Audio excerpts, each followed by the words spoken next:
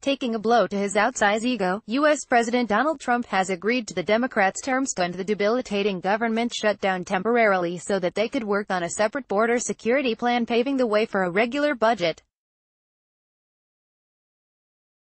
On Friday, the 35th day of the partial shutdown, Trump announced the deal with the Democrats, and the Senate and House immediately passed by a voice vote temporary spending bills that he signed to fund the federal government till February 15. The legislative measures did not include any funds for the border, while that Trump had made a condition for approving the budget. The Democrats' refusal to include the $5.7 billion that he wanted for border security in the budget led to this standoff that shut down all but essential government services. Now the 800,000 government employees, who missed their second fortnightly paycheck on Friday, can return to work with back pay and full government operations can resume. It was a victory for Democrat House Speaker Nancy Pelosi, who won the war of wills against Trump by defiantly holding on to her stand and showing the power of the House of Representatives that her party wrested away from the Republicans in the November midterm elections. Under the deal, the Republican and Democratic lawmakers are to sit down together in a committee to devise a border security plan that Trump would agree on or face another round of shutdown. Based on operational guidance from the experts in the field, they will put together a homeland security package for me to shortly sign into law, Trump said.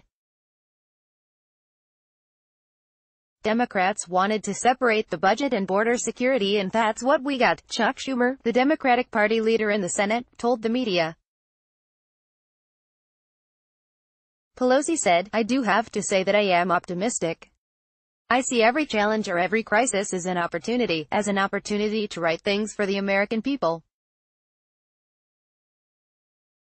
Trump obsesses over the wall along the Mexican border to deter smugglers and illegal immigrants because he made it into a highlight of election campaign and wants to make it his signature legacy. The president repeated his threat to declare a state of emergency and have the border barriers built using the Army Corps of Engineers and using funds diverted from the defense budget if he does not get a fair deal, or the government could shut down again. "As everyone knows, I have a very powerful alternative, but I didn't want to use it at this time," Trump said, adding, "Hopefully it will be unnecessary." While speaking out against the illegal immigration, he reiterated that he was for legal immigration that is needed for the economy, with more industries returning to the U.S. for his America First program. "We want future Americans to come to our country legally and through a system based on merit," he said. Distancing herself from the radical wing of the Democratic Party that is against immigration controls, Pelosi conceded, "It is very clear that we all understand the importance of securing our borders, and we have some good ideas how to do that.